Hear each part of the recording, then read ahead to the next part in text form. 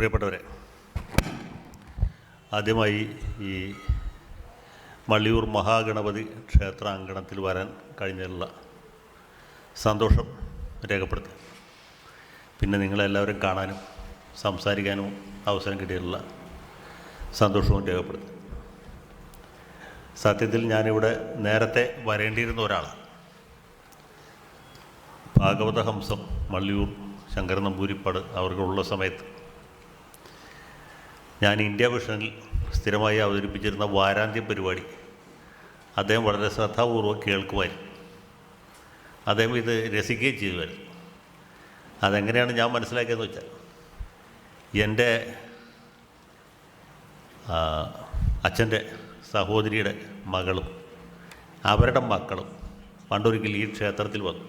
അതിനടുത്ത് അവർ ഇദ്ദേഹത്തിൻ്റെ ഇല്ലത്തും പോവുകയുണ്ടായി. ഇവരവിടെ ചെല്ലുമ്പോൾ അദ്ദേഹം ഈ വാരാന്ത്യം പരിപാടിയുടെ പുനഃസംപ്രേഷണം കണ്ടുകൊണ്ടിരിക്കുകയാണ്. ഇത് കണ്ട് രസിച്ചുകൊണ്ടിരിക്കുകയാണ്. അപ്പോൾ അദ്ദേഹം ഇവരോട് പറഞ്ഞു, ഇത് കണ്ട് ഈ കുട്ടികൾ ചിരിച്ചു. കാരണം എന്ന് വെച്ചാൽ അവിടെയും ഇത് തന്നെയുള്ളൂ പുള്ളി കാണുന്നതെന്ന് ആലോചിച്ചിട്ടാണ് കുട്ടികൾ ചിരിച്ചത്. ഇവരെന്തുകൊണ്ടാണ് ചിരിക്കുന്നതെന്ന് അദ്ദേഹത്തിന് മനസ്സിലായില്ല. അദ്ദേഹം പറഞ്ഞു, ഇദ്ദേഹത്തിൻ്റെ പരിപാടികൾ ഞാൻ സാധാരണ കാണാറുണ്ട്, ആൾ വളരെ രസികനാണ്. അപ്പോൾ എൻ്റെ അനന്തരവൻ പറഞ്ഞു, ഈ രസികൻ ഞങ്ങളുടെ അമ്മാവനാണ്, അതാലോചിച്ചിട്ടാണ് ഞങ്ങൾ ചിരിച്ചത് എന്ന് പറഞ്ഞപ്പോൾ അദ്ദേഹം എന്നെ കാണാൻ താല്പര്യം പ്രകടിപ്പിച്ചു. നമ്മൾ പിന്നെ പലവിധ തിരക്കുകൾക്കിടയിലായതുകൊണ്ട് സത്യത്തിൽ വരാൻ കഴിഞ്ഞില്ല. അദ്ദേഹത്തിൻ്റെ മരണവാർത്ത പിന്നീട് പത്രദ്വാര അറിയുകയാണ് ചെയ്തു. ഏതായാലും എല്ലാത്തിനും ഒരു സമയമുണ്ട് എന്ന് പറയുന്നത് ശരിയാണ്. ഏതായാലും ഇപ്പോഴാണ് എനിക്കിവിടെ വരാനുള്ള സമയമായത് എന്ന് വിചാരിച്ചത്. ബൈബിളിൽ പറഞ്ഞിട്ടുണ്ട്, ആകാശത്തിന് തീരെ എല്ലാത്തിനും ഒരു സമയമുണ്ട്, വിതയ്ക്കാൻ ഒരു കാലം, കൊയ്യാൻ ഒരു കാലം എന്ന് പറഞ്ഞ പോലെ അഡ്വക്കേറ്റ് ജയശങ്കറിന് മള്ളിയൂർ ക്ഷേത്രാങ്കണത്തിൽ വരാനും ഒരു സമയമുണ്ട്. ആ സമയം ഇപ്പോഴേ എത്തിയുള്ളൂ എന്ന് വിചാരിച്ചത്. സത്യം പറഞ്ഞ് ഇന്ന് സമയത്തിന് എത്താൻ പറ്റുമോ എന്ന് സംശയിച്ചു. കാരണം കാലേ കൂട്ടി പുറപ്പെട്ടാണെങ്കിലും കുറച്ച് എത്തിയപ്പോൾ വലിയ ഗതാഗത കുരുക്കിൽപ്പെട്ടു. നമ്മൾ വിചാരിക്കുന്ന സമയത്ത് എത്തുകയില്ല എന്ന് വിചാരിച്ചു. പക്ഷേ എന്നാലും കൃത്യസമയത്ത് എത്താൻ കഴിഞ്ഞു. അതും ഒരു ഭാഗ്യം എന്ന് വിചാരിക്കും. അപ്പോൾ ഇവിടെ ഈ ക്ഷേത്രാങ്കണത്തിൽ പരിപാടി നടക്കുമ്പോൾ എനിക്ക് ഓർമ്മ വരുന്നത് എൻ്റെ കുട്ടിക്കാലമാണ്. 1960കളുടെ അവസാനം അല്ലെങ്കിൽ 70കളുടെ തുടക്കം. ആ സമയത്തൊക്കെ നമ്മുടെ നാട്ടിലെ ക്ഷേത്രങ്ങൾ പൊതുവേ ജീർണാവസ്ഥയിലാണ്.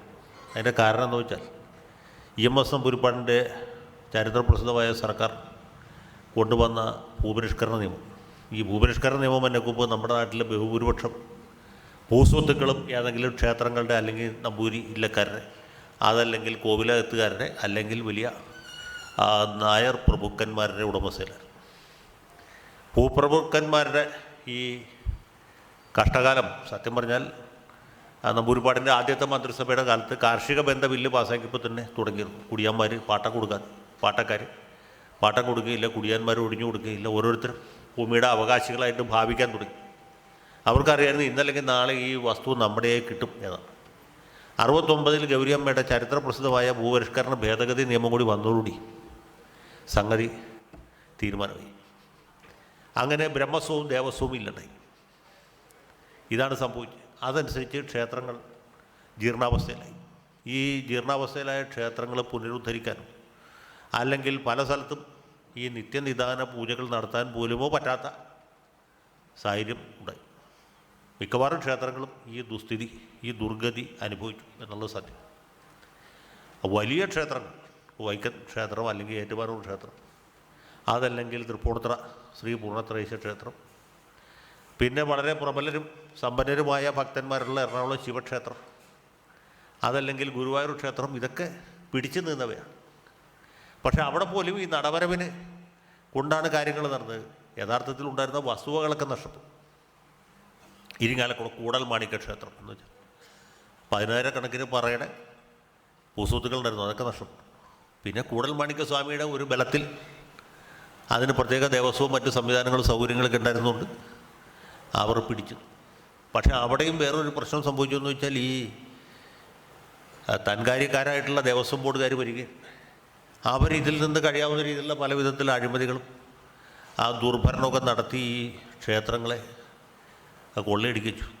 അപ്പോൾ ഇങ്ങനെ ഒരു വലിയ ദുസ്ഥിതിനകത്ത് ആനയ്ക്ക് ഉത്സവം നന്നാവണമെന്നുണ്ടോ എന്ന് ചോദിക്കുന്നത് ഇവരുടെ കാര്യത്തിൽ വളരെ ശരിയാണ്. ദേവസ്വം ബോർഡ് മെമ്പർമാർക്ക് അവർ ഏതാണ്ട് തിരുവിതാംകൂർ മഹാരാജാവിൻ്റെ സാമന്തന്മാരാണെന്നുള്ള രീതിയിലുള്ള ഭരണമാണ് ഏത് കാലത്തും. ഏത് സർക്കാർ വന്നാലും ഏറെക്കുറെ ഇതൊക്കെ തന്നെയാണ്. അപ്പോൾ ഇങ്ങനെ ഒരു കാലഘട്ടത്തിലൂടെ കടന്നുപോയി. പക്ഷേ പിന്നീട് 80കളിലാണ് കാര്യങ്ങൾ കുറേശ്ശെ മാറാത്തത്. ആളുകൾക്ക് പല കാരണങ്ങളാലും ദൈവവിശ്വാസം പെട്ടെന്ന് വർദ്ധിച്ചു. ഇടക്കാലത്ത് ഈ കമ്മ്യൂണിസത്തിൻ്റെയൊക്കെ അതിപ്രസരം കൊണ്ടാണോ അതൊരു സാമൂഹ്യ സാഹചര്യങ്ങളിലുണ്ടായ മൊത്തത്തിലുള്ള ഒരു മാന്ദ്യം കൊണ്ടാണെന്നറിയില്ല, ആളുകൾക്ക് ദൈവവിശ്വാസം അല്പം കുറഞ്ഞിരുന്നു. പക്ഷേ അടുത്ത സ്റ്റേജിൽ ഈ ദൈവവിശ്വാസം പണ്ടത്തേക്കാൾ ശക്തമായിട്ട് വരികയും കാര്യസാധ്യത്തിന് വേണ്ടി ആളുകൾ വീണ്ടും ക്ഷേത്രത്തിൽ പോകാൻ തുടങ്ങി. എനിക്ക് ലോട്ടറി അടിക്കണേ ഗുരുവായൂരപ്പ എന്നൊക്കെ ആൾക്കാർ പ്രാർത്ഥിക്കുന്നു. എൻ്റെ മകന് BAക്ക് ഫസ്റ്റ് ക്ലാസ് കിട്ടണേ എന്നൊക്കെ ആളുകൾ പ്രാർത്ഥിക്കുന്ന ഒരു കാലം വന്നു. എൻ്റെ വീട്ടിൽ തന്നെ നമ്മളത് അനുഭവിച്ചാണ്. എൻ്റെ അച്ഛനൊരു വലിയ മാർക്സിസ്റ്റുകാരനും, ഈ സ്റ്റാലിൻ മീശ വെച്ച മാർക്സിസ്റ്റുകാരനും വലിയ നാസ്തികനുമായിരുന്നു. അദ്ദേഹം ജീവിതത്തിൽ ഒരിക്കൽ പോലും ഒരു ക്ഷേത്രത്തിൽ പോവുകയോ ഏതെങ്കിലും ഒരു മൂർത്തിയുടെ മുമ്പിൽ കൈകൂപ്പുകയോ ചെയ്തിട്ടില്ലാത്ത ആളാണ്. മരിക്കുന്നതിൻ്റെ തലേ ദിവസം വരെ പുള്ളി അതിഭയങ്കരമായ കുരുത്തക്കേട് പറഞ്ഞെനിക്കിപ്പോഴും ഓർമ്മയുണ്ട്. പിറ്റേ ദിവസം മരിക്കുമെന്ന് അദ്ദേഹത്തിന് അറിയില്ല. മരിക്കുന്ന സമയത്തും പുള്ളിക്ക് അതിൽ യാതൊരു കുണ്ഠിതം ഉണ്ടായി കാണില്ല എന്ന് ഞാൻ വിചാരിക്കും. അപ്പോൾ അങ്ങനത്തെ ഇപ്പോഴത്തെ കാലത്തെ സഖാക്കളെ പോലെയല്ല, അന്ന് ആത്മാർത്ഥ സഖാക്കളെ. അപ്പോൾ അതിൽപ്പെട്ട ഒരാളായി. അമ്മ സാമാന്യമായിട്ട് ദൈവവിശ്വാസമുള്ള ആളായിരുന്നു. അമ്മയ്ക്ക് പക്ഷേ സർക്കാർ ജോലി ആയിരുന്നുകൊണ്ട് അമ്പലത്തിൽ പോകാനോ പ്രാർത്ഥിക്കാനോ വഴിപാട് കഴിപ്പിക്കാനോ സമയം കിട്ടിയിരുന്നില്ല, പല തിരക്കുകളാണ്. അപ്പോൾ ഇങ്ങനെയൊക്കെ ഉള്ളൊരു കാലത്ത് നിന്ന് പെട്ടെന്ന് സാഹചര്യം മാറുന്ന വെച്ചാൽ ഈ പാർട്ടിക്കാർ തന്നെ വലിയ വിശ്വാസികളായിട്ട് മാറി. സാധാരണക്കാരും പറയാനുമില്ല. കാരണം അതിൻ്റെ കാരണം കുറച്ചും കൂടി ആഴത്തിൽ പഠിക്കപ്പെടേണ്ടതാണ്. പെട്ടെന്ന് എന്തുകൊണ്ട് ആളുകൾക്ക് ദൈവവിശ്വാസം വർദ്ധിക്കും? ഒരു സമുദായത്തിൽ മാത്രമല്ല, എല്ലാ സമുദായത്തിലും ഇത് സംഭവിക്കും. അതിൻ്റെ കാരണം എനിക്ക് തോന്നുന്നത് നമ്മുടെ സാമൂഹ്യ ജീവിതത്തിലെ പൊരുത്തക്കേടുകൾ വർദ്ധിച്ചു എന്നുള്ളതാണ്. ദാരിദ്ര്യത്തിൻ്റെ ഒരു കാലത്ത് നിന്ന് സാമാന്യമായ സമൃദ്ധി എന്ന് പറയാൻ പറ്റില്ല, എന്നാൽ സൗകര്യത്തിൻ്റെ ഒരു കാലത്തേക്ക് പോകുമ്പോൾ ജനങ്ങളുടെ സുഖവും സൗകര്യവും വർദ്ധിക്കുമ്പോൾ സന്തോഷം വർദ്ധിച്ചില്ല എന്നുള്ളതാണ്. ജീവിതത്തിൽ സന്തോഷം ഇല്ലാതെ ജീവിതത്തിൽ സംഘർഷങ്ങൾ വർദ്ധിച്ചു. അതിന് പല കാരണങ്ങളും. ഒന്നാമത് ഈ കൂട്ടുകുടുംബം അല്ലെങ്കിൽ ഒരു വീട്ടിൽ ധാരാളം മക്കളുണ്ടാകുന്ന അവസ്ഥ കുറഞ്ഞുപോയി. അത് ഏറ്റവും കൂടുതലുണ്ടായത് ഈ കോട്ടയം പത്തനംതിട്ട ജില്ലയിലാണ്, തിരുവിതാംകൂർ ഭാഗത്ത്. പ്രത്യേകിച്ച് ഈ ക്രൈസ്തവ സമുദായ അംഗങ്ങൾ കൂടുതലുള്ള ഭാഗത്താണ്. കാരണം കുടുംബസൂത്രത്തിൻ്റെ സന്ദേശം ആദ്യം സ്വീകരിച്ചത് ഈ ക്രൈസ്തവ സമുദായത്തിൽപ്പെട്ട ആളുകൾ, പിന്നീട് സവർണ ഹിന്ദു വിഭാഗക്കാരുമാണ്. വിദ്യാഭ്യാസവും ആ ഭാഗത്താണ് കൂടുതലുണ്ടായെന്ന് വെച്ചോളൂ. അതുകൊണ്ടുകൂടി ആയിരിക്കാം. പക്ഷേ കുട്ടികളുടെ എണ്ണം കുറഞ്ഞപ്പോൾ എന്തു ചോദിച്ചാൽ എല്ലാവരും കുട്ടികളുടെ ക്ഷേമത്തിലും ഐശ്വര്യത്തിലും സന്തോഷത്തിലും കൂടുതലായിട്ട് ശ്രദ്ധിക്കും. ഓരോ കുട്ടിക്കും കിട്ടാവുന്നതിൽ ഏറ്റവും നല്ല വിദ്യാഭ്യാസം കൊടുക്കണമെന്നും ഏറ്റവും മെച്ചപ്പെട്ട സുഖ സൗകര്യങ്ങൾ ഉണ്ടാക്കി കൊടുക്കണമെന്നും മാതാപിതാക്കൾ ആഗ്രഹിക്കും. അതിൽ തെറ്റൊന്നുമില്ല, അങ്ങനെ ചെയ്യുകയും ചെയ്യണം. പക്ഷേ കുട്ടികൾ തമ്മിലുള്ള സ്നേഹം കുറഞ്ഞുപോയി. മാതാപിതാക്കളും കുട്ടികളും തമ്മിലുള്ള യഥാർത്ഥമായ സ്നേഹവും വാത്സല്യവും കുറഞ്ഞുപോയി. എല്ലാ അമ്മമാർക്കും ആഗ്രഹം മക്കൾ ഉപാഷ്ടാംഗ പഠിക്കണമെന്നും ഇപ്പോൾ പഠിക്കുന്ന സ്കൂളിനേക്കാളും കൂടുതൽ ഡൊണേഷൻ കൊടുക്കുന്ന വേറെ സ്കൂളിൽ പഠിപ്പിക്കണമെന്നും ഇപ്പോൾ പഠിക്കുന്ന കോളേജിനേക്കാളും ഗംഭീരമായ കോളേജിൽ വിട്ടു പഠിപ്പിക്കണമെന്നും പറ്റുമെങ്കിൽ വിദേശത്ത് അയക്കണം എന്ന് വരും. കുറച്ച് കഴിഞ്ഞപ്പോൾ എന്ത് പറ്റുമെന്ന് വെച്ചാൽ കുട്ടികളെല്ലാവരും വിദേശത്തും വൃദ്ധരായ മാതാപിതാക്കൾ നാട്ടിൽ പോയി പോകുന്നൊരവസ്ഥയുണ്ടായി. അതിപ്പോൾ നമ്മൾ പത്തനംതിട്ട ജില്ലയിൽ പോയി നോക്കിയാൽ കാണാവുന്നതാണ്. മിക്കവാറും ആളുകളൊക്കെ വിദേശത്തും വീടുകളെല്ലാം പൂട്ടപ്പെട്ട അവസ്ഥയിലുമാണ്. ഇതൊക്കെ എങ്ങനെ സംഭവിച്ചു എന്ന് വെച്ചാൽ സമൂഹത്തിൽ വലിയൊരു മാറ്റം സംഭവിച്ചു. ഇതാരും ഒരു ദിവസം കൊണ്ട് ഉണ്ടാക്കിയതല്ല, ഉണ്ടാക്കിയതുമല്ല, തന്നെ ഉണ്ടായതാണ്. അപ്പോൾ ഇതനുസരിച്ച് നിത്യജീവിതത്തിൽ സംഘർഷങ്ങൾ പറഞ്ഞു. അതുകൊണ്ടാണ് ഈ മദ്യത്തിൻ്റെ ഉപയോഗം വല്ലാതെ കൂടിയത്. മദ്യമൊക്കെ പണ്ടും ആളുകൾ ഉപയോഗിച്ചു, പക്ഷേ അത് നിത്യജീവിതത്തിൻ്റെ ഭാഗമായി മാറിയത് ഇതുകൊണ്ടാണ്. ഇതിനേക്കാൾ ഭയാനകമാണ് മയക്കുമരുന്നിൻ്റെ ഉപയോഗം. ഈ ചെറുപ്പക്കാരുടെ ഇടയിൽ അരാജകത്വവും പടർന്നു പിടിക്കുക. പിന്നെ അടുത്ത സ്റ്റേജ് എന്ന് പറയുന്നത് വിവാഹമോചനങ്ങൾ വർദ്ധിക്കുന്നു എന്നാണ്. വിവാഹമോചനം പണ്ട് അത്ര സർവ്വസാധാരണമായ ഒരു കാര്യമായിരുന്നില്ല. ഞാൻ LLB പാസ്സാവുന്നത് 88-ലാണ്, 1988. 88 അവസാനമാണ്, 89 ആദ്യമാണ് വക്കീലായിട്ട് പ്രാക്ടീസ് തുടങ്ങുന്നത്. 89-90 കാലത്ത് കുടുംബ കോടതികളില്ല നമ്മുടെ നാട്ടിൽ. അന്ന് സബ് കോടതിയിലാണ് ഹിന്ദുക്കൾക്ക് വിവാഹമോചനം. എറണാകുളം സബ് കോടതിയിലും പറവൂർ സബ് കോടതിയിലും കൂടി ഒരു കൊല്ലത്തിൽ ഒരു 30 കേസുകൾ വരും. ക്രിസ്ത്യാനികൾക്ക് ജില്ലാ കോടതിയിലാണ് ഒരു 20 കേസ് വരും. എറണാകുളം ജില്ലയിലെ കാര്യമാണ്. എറണാകുളം ജില്ലയിൽ 60 ഏറ്റവും കൂടിയാൽ 65 കേസ് വരും. ക്രിസ്ത്യാനികളും കൂടി കൂടിയ 75 കേസ്. അത്ര കേസ് ഉണ്ടായിരുന്നു. വിവാഹമോചനം അത്രയും ഉണ്ടായിരുന്നു, അപൂർവം എന്ന് പറയാം. പക്ഷേ ഈ കുടുംബ കോടതി വന്നപ്പോൾ ഒരു മാറ്റം എന്നറിയുമോ? ഒരു ദിവസം 6 കേസ് വെച്ചായി.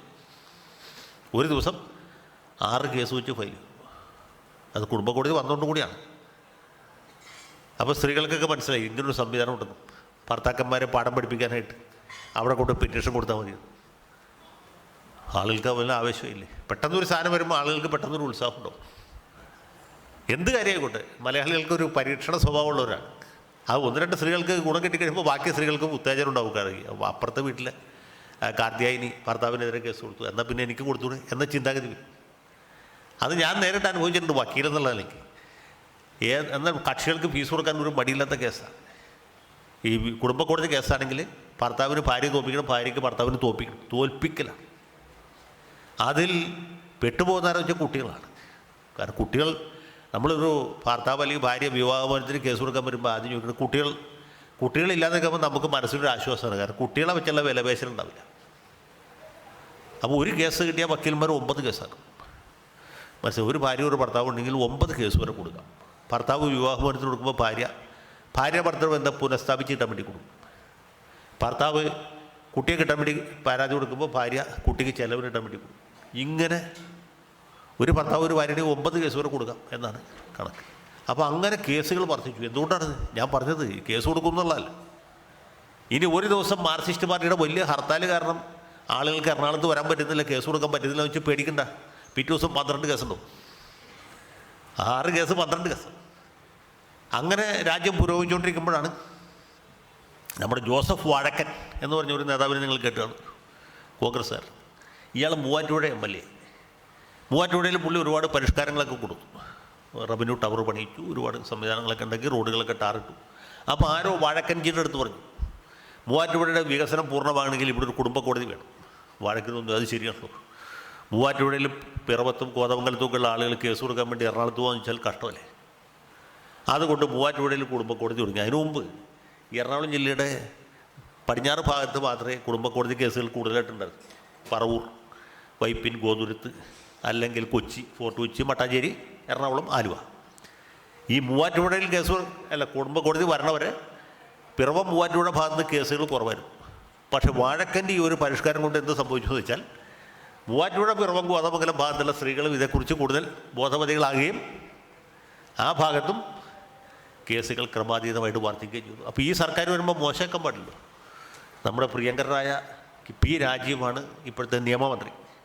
രാജീവിനോട് ആരും പറഞ്ഞു, സഖാവേ ഈ പോക്ക് പോയി ശരിയാവില്ല, ഈ പറവൂരും ആലുവയിലൊക്കെ ഉള്ള സ്ത്രീകൾ അല്ലെങ്കിൽ കുട്ടികൾ ഇവരൊക്കെ കേസിന് വേണ്ടിയിട്ട് എറണാകുളം വരെ പോകാൻ വെച്ചാൽ കഷ്ടമല്ലേ. രാജീവ് പറഞ്ഞു അതിനൊരു കുഴപ്പമില്ല. പുള്ളി അപ്പം തന്നെ ആലുവയിലും പറവൂരും ഓരോന്ന് വെച്ച് തുടങ്ങി. ഇനി വേറെ എന്തിന് കുഴപ്പം വന്നാലും, നമ്മൾ പണ്ട് നാട്ടുമ്പുറത്ത് പറയില്ലേ, 4 അരിക്ക് മുട്ട് വന്നാലും 4 ഇടിക്ക് മുട്ട് വരരുത് എന്ന് പറഞ്ഞ പോലെ വേറെ എന്തിന് പോരായ്മ ഉണ്ടെങ്കിലും കുടുംബക്കോടതി കുറഞ്ഞു പോയി എന്നുള്ളത് കൊണ്ട് നാട്ടിൻ്റെ പുരോഗതി തടസ്സപ്പെട്ടു പോയി എന്ന് വിചാരിച്ച് പുള്ളി 2 കോടതി തുടങ്ങി. അപ്പോൾ ഇപ്പോൾ എറണാകുളം ജില്ലയിൽ 4 കോടതി. ഇപ്പോൾ കോട്ടയം ജില്ലാ കാര്യത്തിൽ പിന്നോക്കമാണ്. ഈ UDF സർക്കാർ വന്നിട്ട് നിങ്ങൾ ആരോടെങ്കിലും പറഞ്ഞ് കടുത്തുരുത്തിയിൽ പറഞ്ഞ് തുടങ്ങിക്കണം. കടുത്തുരുത്തിയിൽ നിന്ന് കേസ് കൊടുക്കാനായിട്ടല്ലേ മുട്ടുചിറയിൽ മഞ്ച വ്യാപാരം നടന്ന ഒരാൾക്ക് കുടുംബ കോടതി കേസിന് പോകാൻ വേണ്ടിയിട്ട് പാല വരെ പോകണം, അല്ലെങ്കിൽ ഏറ്റുമാനൂർ പോകണമെന്ന് വെച്ചാൽ കഷ്ടമല്ലേ.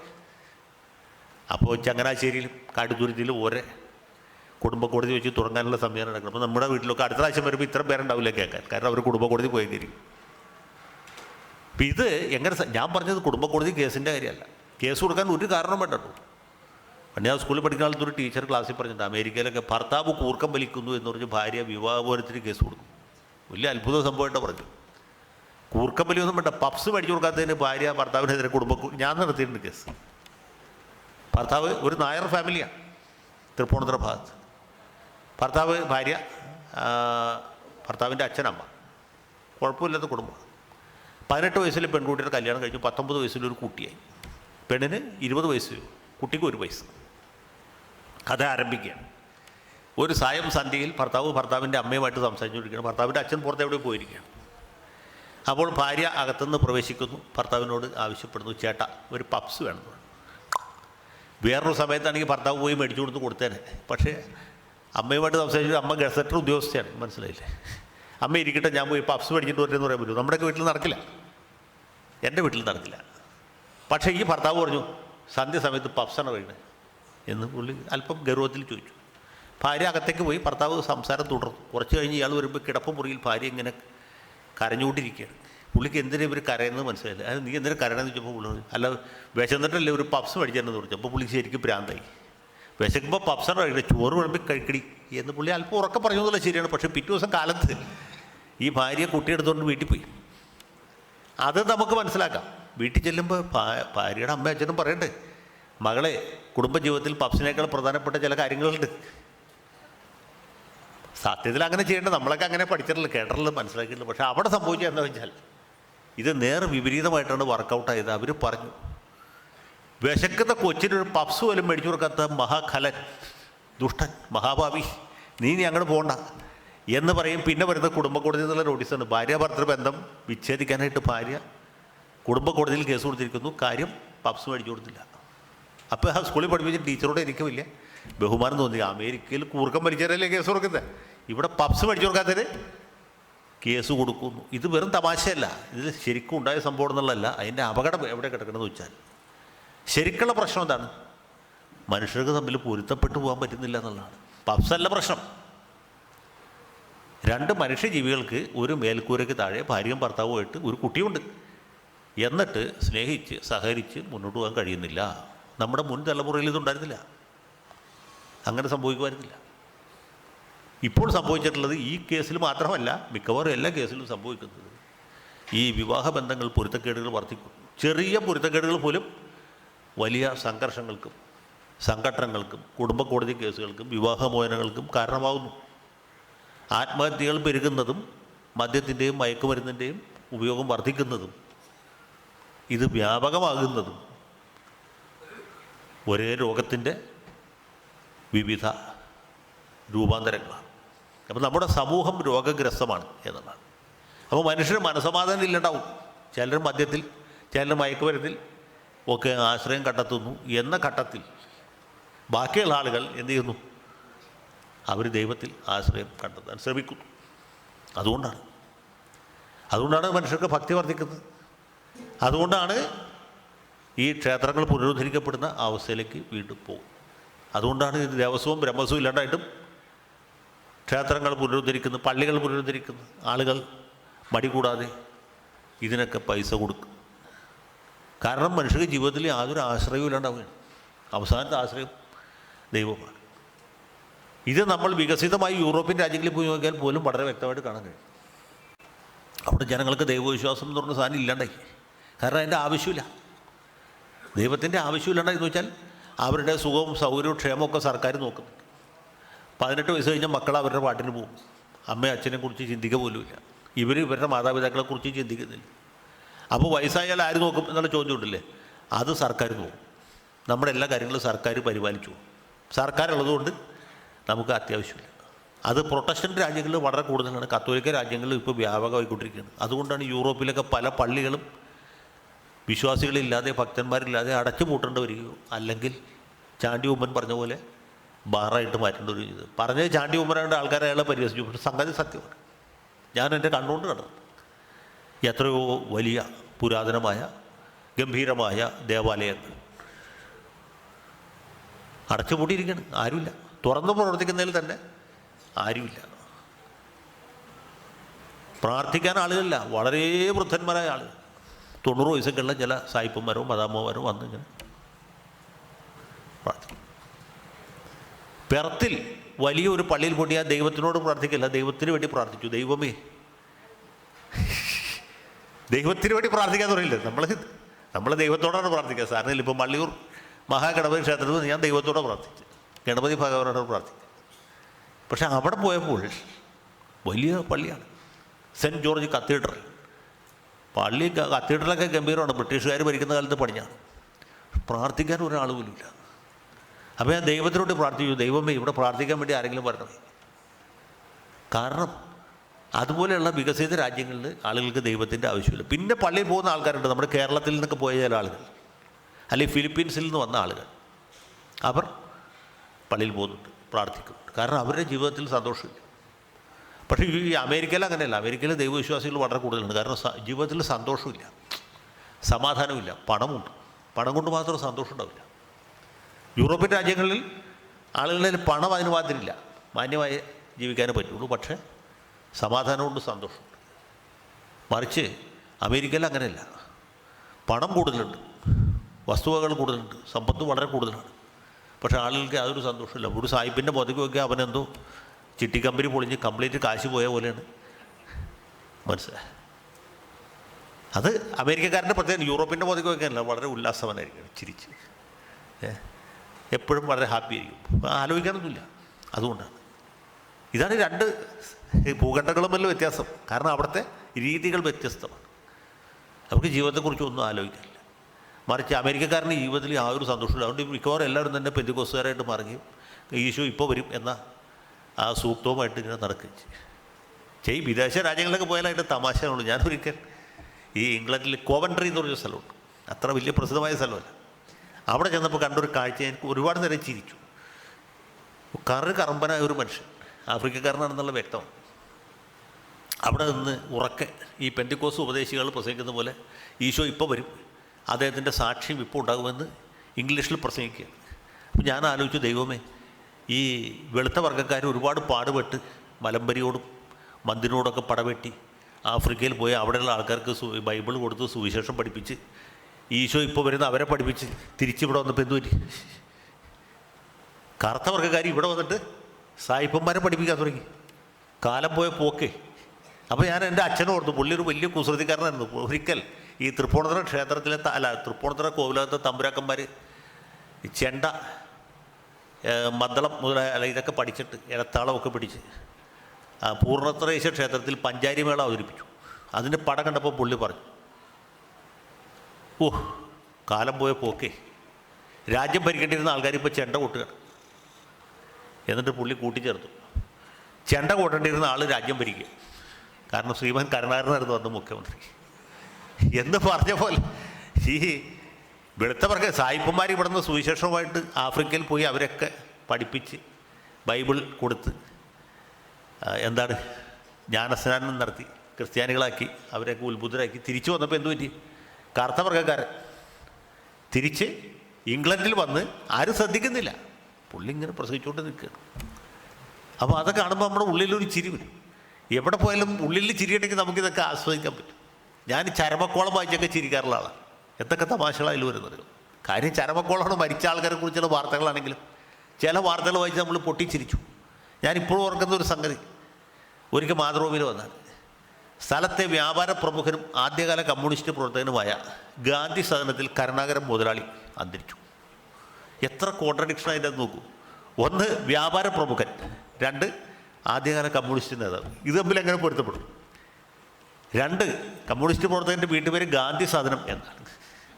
മാർക്സ് സദനം എന്നല്ല, ലെനിൻ നിവാസ് എന്നല്ല, ഗാന്ധി സദനം. മൂന്നാമത് അദ്ദേഹത്തിൻ്റെ പേര് കരുണാകരൻ മുതലാളി. ഇത് തൊഴിലാളികളുടെ നേതാവാണ്, ഇല്ലേ? മുതലാളിത്തത്തിന് ഏറ്റവും അധികം എതിർക്കുന്ന പ്രസ്ഥാനമാണ് കമ്മ്യൂണിസം. ഈ മരിച്ച സഖാവിൻ്റെ പേര് കരുണാകരൻ മുതലാളി എന്നാണ്. ഇനി ചിലപ്പോൾ യഥാർത്ഥത്തിൽ പേരിൽ മാത്രമേ പുള്ളിക്ക് മുതലാളിത്തോടെ നമുക്കറിയില്ല. അതവിടെ പോയി അന്വേഷിച്ചാലും ഇത് ഇങ്ങനെയുള്ള വാർത്തകളൊക്കെ വായിച്ചാൽ ആരെങ്കിലും ചിരിച്ചു പോകും. അപ്പോൾ ഈ ചിരിക്കാനുള്ള കഴിവെന്ന് വെച്ചാൽ മനുഷ്യൻ മൃഗങ്ങൾ തമ്മിൽ പ്രധാന വ്യത്യാസമാണ്. മനുഷ്യർക്ക് ചിരിക്കാൻ പറ്റുള്ളൂ, മൃഗങ്ങൾക്ക് പറ്റില്ല. അപ്പോൾ ഇത് ഞാൻ പറഞ്ഞത് ഈ ഇതുപോലുള്ള കാഴ്ചകൾ, ഇതിൽ കാഴ്ചയുടെ ഈ ചിരിയുടെ അകത്ത് ഒരു വലിയ സങ്കടമുണ്ട്. ഈ സങ്കടത്തിൽ നിന്നാണ് ചിരി ഉണ്ടാവും. അപ്പോൾ ഞാൻ പറഞ്ഞത് എന്തുകൊണ്ടാണ് അമേരിക്കക്കാർക്ക് സന്തോഷമില്ലാത്തതെന്ന് വെച്ചാൽ അവരുടെ ജീവിതത്തിൽ സമാധാനമില്ല, സംഘർഷങ്ങൾ കൂടുതലാണ്. അതുപോലത്തെ ഒരു അവസ്ഥയിലേക്ക് നമ്മുടെ കേരളവും മാറിക്കൊണ്ടിരിക്കുക ഈ സാമൂഹ്യ യാഥാർത്ഥ്യം. പിന്നെ മനുഷ്യർക്ക് അവസാനത്തെ അത്താണി എന്ന് പറഞ്ഞാൽ ഈശ്വരനാണ്, പിടിച്ച ഒരു രക്ഷയില്ലാത്ത. അതുകൊണ്ടാണ് ഈ വലിയ മാർക്സിസ്റ്റ് നക്സലൈറ്റ് നേതാക്കന്മാരൊക്കെ പിൽക്കാലത്ത് ദൈവവിശ്വാസികളായിട്ട് മാറുന്നത്. ഫിലിപ്പം പ്രസാദ് ഇന്നലെ കൂടി വിളിച്ചിട്ടുണ്ടായിരുന്നു, നമ്മുടെ പഴയ സുഹൃത്താണ്. ഒരു കാലത്ത് ഈ തിരുനെല്ലിയിൽ തൃശ്ശില്ലേരിയിലൊക്കെ വലിയ വിപ്ലവത്തിനും കലാപത്തിനും പോയ ആളാണ്. പോലീസ് സ്റ്റേഷൻ ആക്രമണ കേസിൽ പ്രതിയാണ്. അദ്ദേഹം പിൽക്കാലത്ത് വിപ്ലവബാധ പൂർണ്ണമായിട്ട് ഉപേക്ഷിച്ചു എന്ന് മാത്രമല്ല, അദ്ദേഹം സായി ഭക്തനായിട്ട് മാറി. ഒന്നാലോചിച്ചു, അതിലും വലിയൊരു വൈരുദ്ധ്യം വരവല്ലോ. അതുപോലെ വെള്ളത്തൂവൽ സ്റ്റീഫൻ എന്ന് പറഞ്ഞാൽ എൻ്റെ കുട്ടിക്കാലത്ത് ഇയാളുടെ പേര് കേട്ട ആൾക്കാരും ഞെട്ടി പറയുമായിരുന്നു. വെള്ളത്തൂവൽ സ്റ്റീഫൻ പിന്നീട് ജയിലിൽ നിന്ന് വന്നതിന് ശേഷം ഉപദേശിയെ പെന്തിക്കോസ്തുകാരനായിട്ട് മാറി. അതാണ് അതിൻ്റെ മറ്റേ അങ്ങേറ്റം എന്ന് പറഞ്ഞ ഇതാണ്. അത് ഈ ദക്ഷിണ ധ്രുവവും ഉത്തര ധ്രുവവും പോലെയാണ്. ഇവിടുന്ന് വിട്ടാൽ പിന്നെ മറ്റിടത്ത് നിൽക്കുള്ളൂ. അങ്ങനെയാണ്. നമ്മുടെ സ്വാമി ചിന്മയാനന്ദൻ തന്നെ ആദ്യകാലത്ത് കമ്മ്യൂണിസ്റ്റ് പാർട്ടി പ്രവർത്തകനായിരുന്നു, പൂതാമ്പള്ളി ബാലകൃഷ്ണമേനോൻ എന്ന പേരിൽ. അങ്ങനെയാണ് പല വിപ്ലവകാരികളുടെയും എന്താണ് ഉത്തരകാണ്ഡം അല്ലേ, പൂർവാശ്രമത്തിൽ വിപ്ലവകാരികളായിരുന്ന ആൾക്കാർ പിൽക്കാലത്ത് സന്യാസിമാരായിട്ട് മാറും. അപ്പോൾ ഇങ്ങനെ സംഭവിക്കുന്നത് എന്തുകൊണ്ടെന്ന് വെച്ചാൽ, നിവൃത്തിയില്ലാതെ വരുമ്പോൾ മനുഷ്യ അവസാനത്തെ ആശ്രയമായിട്ട് ഈശ്വരനെ ആശ്രയിക്കുന്നു എന്നുള്ളതുകൊണ്ടാണ്. പിന്നെ ഇതിൻ്റെ അകത്ത് പോസിറ്റീവായിട്ടുള്ളൊരു കാര്യം എന്ന് പറയുന്നത്, സത്യത്തിൽ നമ്മുടെ ക്ഷേത്രങ്ങൾ എന്ന് പറയുന്നത് പണ്ട് കാലത്ത് ഒരു സാംസ്കാരിക കേന്ദ്രങ്ങളാണ്. കേരളത്തെ സംബന്ധിച്ചും രാജ്യത്തെ സംബന്ധിച്ചും ക്ഷേത്രങ്ങൾ കണ്ടാൽ നമുക്കറിയാം അവയുടെ ശില്പകല, അതിൻ്റെ വാസ്തുവിദ്യ, ക്ഷേത്രങ്ങളുമായി ബന്ധപ്പെട്ട മറ്റ് കലാരൂപങ്ങൾ, കഥകളി, കൂടിയാട്ടം, അതുപോലെ ഭരതനാട്യം, മോഹിനിയാട്ടം, ഇതൊക്കെ ഓരോ സ്ഥലത്തെ കലകളാണ്. പിന്നെ ക്ഷേത്രകലകൾ, അനുഷ്ഠാന കലകൾ, കൂത്തും കൂടിയാട്ടവും മാത്രമല്ല, ഓട്ടംതുള്ളൽ അല്ലെങ്കിൽ കുറത്തിയാട്ടം, ഇങ്ങനെയുള്ളതൊക്കെ ക്ഷേത്രത്തിന് പുറത്ത് അതിന് വലിയ നിലനിൽപ്പില്ല.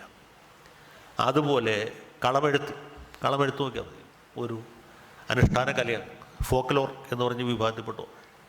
ഇതുപോലെയുള്ള കലകൾ, ഇതുകളൊക്കെ നേരത്തെ ഞാൻ പറഞ്ഞ അവസ്ഥയിൽ, ഏതായത് ഭൂപരിഷ്കരണം ഇല്ലാണ്ടായി കഴിഞ്ഞപ്പോൾ, ഭൂപരിഷ്കരണം വന്നപ്പോൾ ഭൂസ്വത്തുകൾ നഷ്ടപ്പെട്ട് ബ്രഹ്മസ്വവും ദേവസ്വവും ഇല്ലാണ്ടായപ്പോൾ അന്യം നിന്ന് പോകും എന്ന് നമ്മൾ ഭയപ്പെട്ടതാണ്. മിക്കവാറും അന്യം നിന്ന് പോയത്. കലാമണ്ഡലം ഇല്ലായിരുന്നെങ്കിൽ കഥകളി എന്ന് പറഞ്ഞ സാധനം ഒരുപക്ഷെ ഇല്ലാണ്ടായി പോയി. മറ്റ് കലകൾ പോലെ അല്ല, ഒരുപാട് വർഷത്തെ അധ്വാനവും പരിശ്രമവും വേണം, എന്നാലേ ആവും പറ്റും. പക്ഷെ അങ്ങനെ അതും ഈ പറഞ്ഞ പോലെ നഷ്ടപ്പെട്ടു പോകാതിരുന്നത് ഈ ക്ഷേത്രങ്ങൾ തിരിച്ചു വന്നു എന്നുള്ളതാണ്. അത് വളരെ പ്രധാനപ്പെട്ടൊരു കാര്യം. പിന്നെ ഈ ആത്മീയതയെക്കുറിച്ചുള്ള അന്വേഷണം കൂടുതലായിട്ട് ആളുകൾ ഭക്തിമാർഗത്തിൽ മാത്രമല്ല, നമ്മുടെ സംസ്കാരത്തിൻ്റെ ഈടുവെപ്പുകളായ വേദങ്ങൾ, ഉപനിഷത്തുകൾ, ഇതൊക്കെ കൂടുതലായിട്ട് അതിലേക്ക് ആകൃഷ്ടരാവുകയും ഇത് കൂടുതൽ സൂക്ഷ്മമായിട്ട് വിമർശന ബുദ്ധിയോടി പഠിക്കുകയും വിശകലനം ചെയ്യുന്ന സാഹചര്യത്തിലേക്ക് വന്നു. ഈ പണ്ട് കാലത്ത് കർക്കിടക മാസം എന്ന് വെച്ചാൽ പഞ്ഞമാസമായിട്ടാണ് കരുതുന്നത്. കർക്കിടക മാസത്തിൽ തോരാത്ത മഴയാണ്. ഇപ്പോൾ കാലാവസ്ഥ വ്യതിയാനം കാരണം കർക്കിടക മാസത്തിൽ വെയിലും ചിങ്ങമാസത്തിലും മഴയുമായി, അത് വേറെ കാര്യം. പഞ്ഞമാസം ഇല്ലാതെ ദാരിദ്ര്യം ഇല്ലാണ്ടായി. ഇന്ദിരാഗാന്ധിയുടെ ഭരണകാലത്താണ് ഇന്ത്യ ഭക്ഷണ കാര്യത്തിൽ സ്വയം പര്യാപ്തത നേടി. 1973-74 വരെയൊക്കെ വലിയ ദാരിദ്ര്യവും അതിനേക്കാളും പട്ടിണിയാണ്. അരി എന്ന് പറഞ്ഞ സാധനം കിട്ടാനില്ല. മഹാകവി വള്ളത്തോൾ പറഞ്ഞ പോലെ അരിയും മഹാവിഷ്ണു എല്ലായിടത്തും ഉണ്ട്, പക്ഷേ കാണാൻ പറ്റിയില്ല.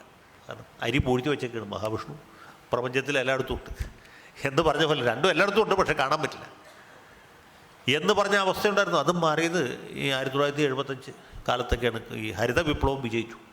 ഹരിത വിപ്ലവം വിജയിച്ചപ്പോൾ അരി സുലഭമായി, അതിന് ശേഷം പട്ടിണിയിലാണ്. ആ അവസ്ഥ രാജ്യത്ത് ഉണ്ടായതിന് ശേഷം ഉണ്ടായിട്ടുള്ള മാറ്റം.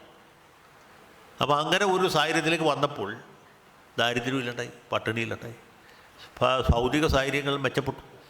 1947 ഇന്ത്യ അല്ല 2026 ഇന്ത്യ. രാജ്യവും യഥാർത്ഥത്തിൽ പുരോഗമിച്ചിട്ടുണ്ട്. നമ്മൾ ആഗ്രഹിച്ച രീതിയിലോ നമ്മൾ അർഹിച്ച രീതിയിലോ പുരോഗമിച്ചില്ല എന്ന് വേണ്ടി പറയാം. എന്നാലും അഭിവൃദ്ധി ഉണ്ടായിട്ടുണ്ട്. അപ്പോൾ ഈ അഭിവൃദ്ധിയുടെ ലക്ഷണങ്ങൾ എല്ലാ രംഗത്തും ഉണ്ടായ പോലെ ഈ കലാരൂപങ്ങളിലും തിരിച്ചു. ഞാൻ ഒരിക്കൽ ഞങ്ങളുടെ വീടിൻ്റെ അടുത്തൊരു ക്ഷേത്രത്തിൽ സാംസ്കാരിക സമ്മേളനത്തിൽ പ്രസംഗിക്കുന്നു. ഞാനുമുണ്ട്, നമ്മുടെ നാടകകൃത്ത് ശ്രീമൂലരം മോഹനുമുണ്ട്. അത് ഞാൻ പ്രസംഗിച്ചു, പിന്നെ മോഹൻ ചേട്ടൻ പ്രസംഗിച്ചു. അത് കഴിഞ്ഞ് ഒരു സ്വാമി പ്രസംഗിച്ചു, ഒരു സന്യാസി. അദ്ദേഹത്തിൻ്റെ പേര് നോട്ടീസിലുണ്ട്. എനിക്ക് പുള്ളിയെ നേരത്തെ പരിചയമില്ല. അപ്പോൾ പിന്നെയാണ് മനസ്സിലായത് നോട്ടീസിൽ പേര് വെച്ച സ്വാമിയല്ല, അദ്ദേഹത്തിന് എന്തോ അസുഖമുള്ള വേറൊരു സ്വാമിയാണ്. ഈ സ്വാമിയുടെ പ്രസംഗത്തിൽ അദ്ദേഹം ഒരു 40-45 വയസ്സ് മതിക്കുന്ന ഒരാളാണ്. ഈ സംഭവം നടന്നൊരു 8-10 കൊല്ലം മുമ്പാണ്. സ്വാമി ഗഹനമായ സിദ്ധാന്തങ്ങളും ഉപനിഷത്ത് ദർശനങ്ങളൊക്കെ വ്യാപകമായിട്ട് ആ സംസ്കൃത ശ്ലോകങ്ങളൊക്കെ ഉദ്ധരിച്ച് പ്രസംഗിക്കുന്നു. കൂട്ടത്തിൽ ബൈബിളിൽ നിന്നും ഖുറാനിൽ നിന്നുമുള്ള വചനങ്ങളും പുള്ളി എടുത്ത് ഉദ്ധരിക്കുന്നുണ്ട്. ഖുറാനൊക്കെ പുള്ളി അറബിയിലാണ്. അത് പിന്നെ മലയാളത്തിൽ അർത്ഥം പറഞ്ഞ് വിശദീകരിക്കും. സംഗതിയൊക്കെ പുള്ളി ഗംഭീരമായി. യോഗം കഴിഞ്ഞ് ഞങ്ങൾ ദേവസ്വം ആഫീസിൽ വെറുതെ ചായ കുടിച്ചുകൊണ്ടിരിക്കുന്ന സമയത്ത് ഞാൻ പറഞ്ഞു ക്ഷേത്രങ്ങളൊക്കെ പുനരുദ്ധരിക്കുന്നതിൻ്റെ ഗുണമെന്ന് വെച്ചാൽ ക്ഷേത്ര കലകളൊക്കെ വീണ്ടും തിരിച്ചു വരുന്നു എന്ന് മാത്രമല്ല, പണ്ട് നമ്മൾ അയിത്തം കൽപ്പിച്ച് അസ്പൃശ്യത കൽപ്പിച്ച് മാറ്റി നിർത്തിയിരുന്ന വിഭാഗത്തിൽപ്പെട്ട കുട്ടികളൊക്കെ ഇപ്പോൾ ഇത് താല്പര്യമായിട്ട് പഠിക്കുന്നുണ്ട്. എൻ്റെ അനുഭവത്തിൽ തന്നെ ഉണ്ടായ 1-2 കാര്യങ്ങൾ പറഞ്ഞു. ഞാനൊരു സ്കൂളിൽ പ്രസംഗിച്ച് ചെന്നപ്പോൾ അവിടുത്തെ ഒരു വിദ്യാർത്ഥി ഗംഭീരമായിട്ട് ചാക്യാർ കൂത്ത് അവതരിപ്പിച്ചു. അപ്പോൾ ആ പരിസരത്ത് ധാരാളം ചാക്യാന്മാരുള്ള സ്ഥലമാണ്. ഞാൻ വിചാരിച്ചു ഈ പയ്യനൊരു ചാക്യാരുടെ മകനായിരിക്കും, അങ്ങനല്ലേ വിചാരിക്കും. ആ ചാക്യാന്മാർക്ക് പ്രസിദ്ധമായൊരു ഗ്രാമവും കൂടിയാണ് ആ പരിസരം. ആ വിഭാഗത്തിൽപ്പെട്ട ആരെങ്കിലും ഒരിക്കലും സ്കൂളിൽ വന്ന് ചേർന്നായിരിക്കും. പിന്നെയാണ് മനസ്സിലായത് ഇയാൾ ചാക്യാരുമല്ല, ആ നങ്ങ്യാരുമല്ല, പുള്ളി ഒരു കല്ലാശ്ശേരിയുടെ മകനാണ്. അപ്പോൾ എനിക്ക് വലിയ ഒരു അത്ഭുതം തോന്നി. കാരണം അത്ര എളുപ്പത്തിൽ സ്വായത്തമാക്കാവുന്ന ഒരു കലയല്ല ഈ ചാക്യാർ കൂത്ത്, പാടകം മുതലായ കാര്യങ്ങൾ. സംസ്കൃതമൊക്കെ പഠിച്ച് നന്നായിട്ട് അസലായിട്ട് അവതരിപ്പിച്ചു. അപ്പോൾ ഞാൻ ഈ അനുഭവം അദ്ദേഹത്തോട് പറഞ്ഞു. അപ്പോൾ ഈ സ്വാമി എന്നോട് ചോദിച്ചു, എന്നെ കണ്ടിട്ട് ഞാൻ ഏത് സമുദായക്കാരനെന്ന് പറയാൻ പറ്റും? ഞാനാകെ പെട്ടില്ലേ. പുള്ളി മുഖത്തേക്ക് വളരെ സൂക്ഷിച്ചു നോക്കി, ഒരു രക്ഷ കിട്ടുന്നില്ല. നമ്മൾ മുഖലക്ഷണ ശാസ്ത്രപ്രകാരമോ സാമുദ്ര ശാസ്ത്രപ്രകാരം ഏത് ശാസ്ത്രപ്രകാരം നോക്കിയാലും കിട്ടില്ല, ഒരു പിടിയില്ല. അപ്പം ഞാൻ പെട്ടെന്ന് വേറൊരു നമ്പർ എടുത്തു. ഈ സന്യാസിമാരുടെ ജാതിയും മതവും സമുദായവും ഒന്നുമില്ലല്ലോ, അങ്ങനെ ഉണ്ടാകാനും പാടില്ലല്ലോ. അപ്പോൾ അദ്ദേഹം പറഞ്ഞു അത് ശരിയാണ്, ഞാൻ പൂർവാശ്രമത്തിൽ ആരായിരുന്നു എന്ന് പറയാമെന്ന് ചോദിച്ചു. അപ്പോൾ ഞാൻ വേറൊരു നമ്പർ ഇറക്കി. പൂർവാശ്രമത്തിൽ ഈ വീരന്മാർക്കും നദികൾക്കും എന്ന പോലെ സന്യാസിമാർക്കും പൂർവാശ്രമം പ്രധാനമല്ല. അത് ശരിയാണ്, പ്രധാനമല്ല. എന്നാലും ഞാൻ വളരെ വ്യക്തമായിട്ടാണല്ലോ ചോദിച്ചത്, വക്കീലിനെ അറിയാമെങ്കിൽ പറഞ്ഞു. ഞാൻ പറഞ്ഞു ഞാൻ തോറ്റു. സ്വാമി തന്നെ പറഞ്ഞു. സ്വാമി പറഞ്ഞു ഞാൻ ക്രിസ്ത്യാനിയായിരുന്നു. അപ്പോൾ ഞാൻ ശരിക്കും ഞെട്ടി. അപ്പോൾ ഒന്ന് ഞെട്ടിയെങ്കിലും ഞാൻ പിന്നെ പുള്ളിയുടെ പ്രസംഗമായിട്ട് കൂട്ടിച്ചേർന്ന് ആലോചിച്ചപ്പോൾ സംഗതി ശരിയാണ്. പുള്ളി നല്ല പാണ്ഡിത്യമുള്ള ആളാണ്. ആ പ്രായത്തിലുള്ള ഒരു ഹിന്ദു സന്യാസിക്ക് ഇത്രയും പാണ്ഡിത്യം സ്വാഭാവികമായിട്ട് ഉണ്ടാക്കാൻ സാധ്യമില്ല. നേരെ മറിച്ച് ഒരു ക്രൈസ്തവ പുരോഹിതനാണെങ്കിൽ അയാൾക്ക് ബൈബിൾ അറിയണം, ഖുറാൻ അറിയണം, ജൈനമതം അറിയണം, ബുദ്ധമതം അറിയണം, വേറെ ഒരുപാട് കാര്യങ്ങൾ അറിയണം. എന്നാലേ ഒരു പള്ളിയിലെ അച്ഛൻ പട്ടം കെട്ടി വരുള്ളൂ.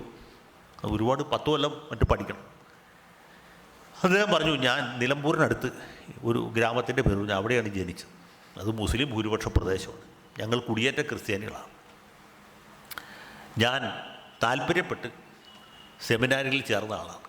അവിടെ ക്രിസ്തുമത ദർശനങ്ങളൊക്കെ പഠിച്ചു. പിന്നെ മറ്റ് മതങ്ങളുമായിട്ട് താരതമ്യം ചെയ്ത് പഠിക്കാൻ അവസരമുണ്ട്. അങ്ങനെ ഖുറാനും ഭഗവത്ഗീതയൊക്കെ പഠിച്ചു. അത് പഠിച്ചപ്പോൾ എനിക്ക് കൂടുതൽ പഠിക്കണം തോന്നി. അങ്ങനെ ഉപനിഷത്തുകളും വേദങ്ങളും ഒക്കെ വളരെ താല്പര്യമായിട്ട് വായിച്ചു, പഠിച്ചു, മനസ്സിലാക്കാൻ ശ്രമിച്ചു. ഇപ്പോഴും ശ്രമിച്ചുകൊണ്ടിരിക്കുകയാണ്. അത് മനസ്സിലാക്കിയപ്പോൾ എനിക്ക് മനസ്സിലാക്കി എന്താണ് ഈ ഹിന്ദു മതത്തെ അപേക്ഷിച്ച്, അല്ല ക്രിസ്തു മതത്തെ അപേക്ഷിച്ചും ഇസ്ലാം മതത്തെ അപേക്ഷിച്ചും വളരെ ഗഹനവും സങ്കീർണവും എന്താണ് പിടിച്ചാൽ പിടികിട്ടാത്തതുമായ ഒരു സംവിധാനമാണ് ഹിന്ദുമതം. പ്രത്യേകിച്ച് ഉപനിഷത്തുകളുടെ ദർശനം എന്നൊക്കെ പറയുന്നത് അതിഗംഭീരമാണ്, അതിമഹത്താണ്. അപ്പോൾ ഞാൻ സെമിനാരി ഉപേക്ഷിച്ചു. ഞാൻ ഹിന്ദുവായിട്ട് മാറി. അപ്പോൾ എനിക്ക് മനസ്സിലായി വെറും ഹിന്ദുവായിട്ട് ജീവിച്ചിട്ട് ഒരു കാര്യവുമില്ല. ഇത് കൂടുതലായിട്ട് പഠിക്കണമെങ്കിൽ എന്ത് ചെയ്യണം? സന്യാസം സ്വീകരിക്കണം. അങ്ങനെ ഞാനൊരു ഹിന്ദു സന്യാസിയായിട്ട് മാറി. ഞാനിപ്പോഴും ഇതിന് പഠനം തുടർന്നുകൊണ്ടേ ഇരിക്കുകയാണ്. ഞാൻ അന്തം വിട്ടുപോയി. ഇത് അനുഭവത്തിലുണ്ടായ കാര്യം. അപ്പോൾ എന്തുകൊണ്ട് ആളുകൾ ഈ രീതിയിൽ പഠിക്കാൻ തുടങ്ങിയെന്നുള്ളതാണ്. ഇതിങ്ങനെ പഠിക്കുന്നവർ കുറവായിരിക്കും. എല്ലാവരും പഠിക്കേണ്ട ആവശ്യമില്ല.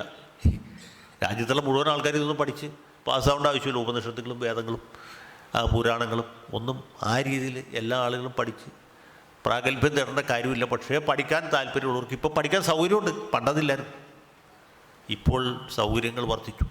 അപ്പോൾ ഈ സൗകര്യങ്ങൾ നമ്മളെങ്ങനെ ഉപയോഗപ്പെടുത്തും? നമ്മുടെ നാടിൻ്റെ, നമ്മുടെ കുടുംബത്തിൻ്റെ ശ്രേയസ്സിന് വേണ്ടി, ഐശ്വര്യത്തിന് വേണ്ടി എന്ത് ചെയ്യാൻ കഴിയും എന്നുള്ളതാണ്. അപ്പോൾ ഇങ്ങനെ ചിന്തിക്കുന്ന ആളുകൾ ഇവിടെ മാത്രമല്ല, വിദേശത്തും ഉണ്ട്. എൻ്റെ അകന്ന ബന്ധത്തിൽപ്പെട്ട ഒരു ചെറുപ്പക്കാരൻ, ഇയാൾ ചേർത്തലൊക്കെ അടുത്ത് എരമല്ലൂർ സ്വദേശിയാണ്. പുള്ളി പഠിക്കാൻ സമർത്ഥനായിരുന്നു. ഇംഗ്ലണ്ടിൽ പോയി പഠിച്ചു, പരീക്ഷ പാസ്സായി. അത് കഴിഞ്ഞ് അമേരിക്കയിൽ പ്രസിദ്ധമായ ഹാർവാർഡ് യൂണിവേഴ്സിറ്റിയിൽ അദ്ദേഹത്തിന് ജോലി കിട്ടി. അവിടെ ഒരു ഗവേഷകനാണ്. ഒരു ദിവസം പുള്ളി എന്നെ വിളിച്ചു. പുള്ളി പറഞ്ഞു, ചേട്ടാ ഞാൻ ഈ ഹാർവാർഡിലെ ജോലി ഉപേക്ഷിച്ച് ഇന്ത്യയിലേക്ക് തിരിച്ചു വരാൻ ആഗ്രഹിക്കുക. നീ തിരിച്ചു വന്നിട്ട് എന്ത് ചെയ്യാനാണ്? എന്താണ് റബ്ബർ എസ്റ്റേറ്റ് മേടിക്കാനാണോ ഉദ്ദേശം? എൻ്റെ ഭാര്യ വീട് പാലയിലാണ്. ഭാര്യ വീട്ടുകാർ കുറച്ച് സമ്പത്തുള്ള ആൾക്കാർ. ഭാര്യ വീട്ടിൽ വന്ന് റബ്ബർ കൃഷി നടത്താനാണ് ഉദ്ദേശം. അങ്ങനെയല്ല, എനിക്ക് ഭാരതാംബയെ സേവിക്കണം. ഞാൻ പറഞ്ഞു, നീ അവിടെ ഇരുന്ന് അമേരിക്കാമ്പയെ സേവിച്ചാൽ മതി. ഭാരതാമ്പയെ സേവിക്കാൻ ഞങ്ങൾക്ക് ഇവിടെ ഇഷ്ടംപോലെ ആൾക്കാർ വെറുതെ നടക്കുക. ഇവിടെ വന്നാൽ നിൻ്റെ ജീവിതം കോഞ്ഞാട്ടേ. നീ അവിടെ ഇരുന്നുകൊണ്ട് ഇന്ത്യ സ്നേഹിച്ചാൽ മതി. ഇവിടെ ഇന്ത്യ ഭാരതാമ്പയെ സേവിക്കാൻ ഞങ്ങളിവിടെ ഇഷ്ടംപോലെ ആൾക്കാരുണ്ട്, ഇവിടുത്തെ കാര്യങ്ങൾ ഞങ്ങൾ നോക്കിക്കോളാം എന്ന് പറഞ്ഞ് അവനെ നിരുത്സാഹപ്പെടുത്തി പുള്ളി ഇപ്പോഴും അവിടെ തുടരുകയാണ്. ഞാൻ പറഞ്ഞു ഇനിയിപ്പോൾ എപ്പോഴാണ് ഭ്രാന്തലകിട്ട് രാജിവെച്ച് വരാമെന്ന് പറയാൻ പറ്റില്ല. അപ്പോൾ ഇങ്ങനെ ചിന്തിക്കുന്നവരുണ്ട്. ഞാൻ പറഞ്ഞത് ഇവിടെ വന്ന് ഭാരതാമ്പയ്ക്ക് പുള്ളി എന്ത് സേവനം ചെയ്യുന്നത് നമുക്കറിയില്ല. അവിടെ ഇരിക്കുകയാണെങ്കിൽ പുള്ളിയെ കൊണ്ട് അമേരിക്കയ്ക്ക് മാത്രമല്ല ഒരുപക്ഷെ ലോകത്തിന് തന്നെ ഉപകാരം ഉണ്ടാവും. അങ്ങനെ ഒരു കാര്യമുണ്ടല്ലോ. ഈ ലോകത്തിന് ഉപകാരം ചെയ്യണമെങ്കിൽ ഇവിടെ ഇരുന്നാൽ നമുക്ക് കാര്യമായിട്ടൊന്നും ചെയ്യാൻ പറ്റില്ല. കാരണം ഇവിടുത്തെ സംവിധാനമൊക്കെ വളരെ ദൂഷിച്ചതാണ്, പ്രാകൃതമാണ്. മറിച്ച് അവിടെയാണെങ്കിൽ പല കാര്യങ്ങളും ചെയ്യാൻ കഴിയും. അപ്പോൾ അങ്ങനെ ചെയ്യാൻ കഴിയുമെങ്കിൽ അവിടെ നിന്ന് ചെയ്യുന്നതാണ് നല്ലത്. പക്ഷേ അപ്പോഴും നമ്മൾ ഇന്ത്യക്കാരനാണെന്നുള്ള ഓർമ്മയുണ്ടാകും. നമ്മുടെ വേരുകൾ ഈ നാട്ടിലാണ്. നമ്മൾ കേരളീയനാണ്, മലയാളിയാണ്, ഇന്ത്യക്കാരനാണ്. ഈ രാജ്യത്തോട് നമുക്കൊരു ഉത്തരവാദിത്വം ഉണ്ടെന്നുള്ള ചിന്ത ഉണ്ടല്ലോ, അതാണ് പ്രധാനം. ആ ചിന്തയാണ് നമുക്കുണ്ടാവേണ്ടത്. നമ്മൾ ഈ നാട്ടുകാരാണ്, ഒരു ബഹുസ്വര സമൂഹത്തിൽ ജീവിക്കുന്നവരാണ്. ഈ രാജ്യത്തിന് പല പോരായ്മകളും ഉണ്ട് ഇല്ലേ. രാജ്യം ഇപ്പോഴും അങ്ങനെ വളരെയൊന്നും പുരോഗമിച്ച അവസ്ഥയിലല്ല. സൗകര്യങ്ങൾ കുറവാണ്. ഇതിനേക്കാൾ മെച്ചപ്പെട്ട സാഹചര്യങ്ങളൊക്കെ പല സംസ്ഥാനങ്ങളിലും പല രാജ്യങ്ങളിലും ഉണ്ട്. പക്ഷേ എന്ത് ചെയ്യാൻ പറ്റും? നമ്മളിവിടെ ആയിപ്പോയി. അപ്പോൾ നമ്മളെക്കൊണ്ട് കഴിയുന്ന രീതിയിൽ നമ്മൾ മറ്റുള്ളവർക്ക് ഉപകാരങ്ങൾ ചെയ്യും. നമ്മളെക്കൊണ്ട് കഴിയുന്ന രീതിയിൽ രാജ്യത്തിന്, നാടിൻ്റെ പുരോഗതിക്ക് വേണ്ടി പ്രവർത്തിക്കുക. അതേ സമയത്ത് തന്നെ ഈ കുടുംബ ബന്ധങ്ങളിൽ ഞാൻ നേരത്തെ പറഞ്ഞ പോലെ വലിയ സംഘർഷങ്ങൾ ഉണ്ടായിക്കൊണ്ടിരിക്കുന്നത്. ഇതിൽ പ്രശ്നം എന്ന് വെച്ചാൽ സ്നേഹമില്ലാതാവുന്നതാണ്. മനുഷ്യരെ സ്നേഹിക്കാൻ പറ്റാതെ സ്നേഹരാഹിത്യമാണ് സത്യത്തിൽ 21-ാം നൂറ്റാണ്ടിൽ മലയാള സമൂഹം നേരിടുന്ന ഏറ്റവും വലിയ പ്രശ്നം. അപ്പോൾ നമ്മൾ നല്ല മനുഷ്യരാകുക എന്നുള്ളത് വളരെ പ്രധാനപ്പെട്ട കാര്യമാണ്. അതോടൊപ്പം തന്നെ സഹജീവികളെ സ്നേഹിക്കാൻ ശ്രമിക്കുക. കുട്ടികളെ ആ രീതിയിൽ നമ്മൾ പരിശീലിപ്പിക്കുക എന്നുള്ളതാണ് പ്രധാനം. ഇപ്പോൾ ഇവിടെ ഇരിക്കുന്ന അധികം നമുക്കറിയാം, കുട്ടികളും ചെറുപ്പക്കാരൊക്കെ ജോലിക്ക് സ്കൂളിലൊക്കെ പോയേക്ക്. അപ്പോൾ അമ്മൂമ്മമാർക്ക്, മുത്തശ്ശിമാർക്ക് ചെയ്യാവുന്നതെന്ന് വെച്ചാൽ സ്നേഹം വരും തലമുറകൾക്ക് പകർന്നു കൊടുക്കുക. മനുഷ്യരെ പരസ്പരം സ്നേഹിക്കാൻ പ്രേരിപ്പിക്കുകയും പ്രോത്സാഹിപ്പിക്കുകയും ചെയ്യുക. അതോടൊപ്പം തന്നെ ഈശ്വരവിശ്വാസവും പകർന്നു കൊടുക്കുക. ഈശ്വരവിശ്വാസികൾക്ക് മറ്റെന്തൊക്കെ പോരായ്മകളുണ്ടെങ്കിലും അതിൽ നിന്ന് ആർജിക്കുന്ന ഒരു സംസ്കാരമുള്ള ആർജിത സംസ്കാരം എന്ന് പറഞ്ഞ ഒരു സംഗതിയുണ്ട്. അത് ഏത് നിലയ്ക്കും ആ ജീവിതത്തിൽ ഒരു മുതൽക്കൂട്ടായിരിക്കും. ഇതൊരു അന്ധവിശ്വാസമായിട്ടല്ല, നേരെ മറിച്ച് സഹജീവി സ്നേഹമായിട്ട് മനുഷ്യവർഗത്തോട് അല്ലെങ്കിൽ ഈ ഭൂമുഖത്തുള്ള ചരാചരങ്ങളോടുള്ള സ്നേഹമായിട്ട് ഒരു വിശാലമായ അർത്ഥത്തിൽ, വിപുലമായ അർത്ഥത്തിൽ പരിവർത്തനം ചെയ്തെടുക്കാനാണ് ഇതുപോലുള്ള സ്ഥാപനങ്ങൾ ശ്രമിക്കേണ്ടത്. അതിനുവേണ്ടിയാണ് ഇപ്പോൾ ഈ ഹിന്ദു റിവൈവലിസം എന്ന് പറയുന്നത്.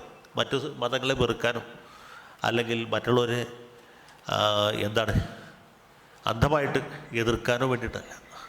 അത് നമ്മുടെ സംസ്കാരത്തെ വീണ്ടെടുക്കാൻ, അതിൻ്റെ ഗുണപരമായ അംശങ്ങളെ സ്വാംശീകരിക്കാനും അത് മറ്റുള്ളവർക്ക് പകർന്നു കൊടുക്കാനും അതിൻ്റെ വെളിച്ചം അത് കെട്ടുപോകാതെ സൂക്ഷിക്കാനും വേണ്ടിയിട്ടാണ്. ആ രീതിയിലുള്ള ഒരു പരിശ്രമമായിരിക്കണം ഇങ്ങനെയുള്ള സ്ഥലങ്ങളിൽ ഉണ്ടാകേണ്ടത് എന്ന് ഞാൻ വിചാരിക്കുന്നു. ഈ കേവലമായ ഭക്തി, ഇപ്പോൾ മേൽപ്പത്തൂരിൻ്റെ വിഭക്തിയല്ല, പൂന്താനത്തിൻ്റെ ഭക്തിയാണ് എനിക്കിഷ്ടം എന്ന് പറയും. ആ ഭക്തിയാണ് മള്ളിയൂർ ഭാഗവത അംശം പ്രതികരിച്ചെന്ന് എന്ന് ഞാൻ വിചാരിക്കുന്നു. അപ്പോൾ ആ ഒരു വെളിച്ചം കെടാതിരിക്കട്ടെ.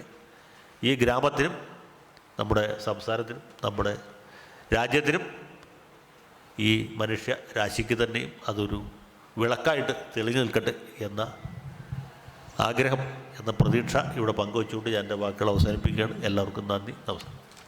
മള്ളിയൂർ തിരുമേനിയുടെ 105-ാം ജയന്തി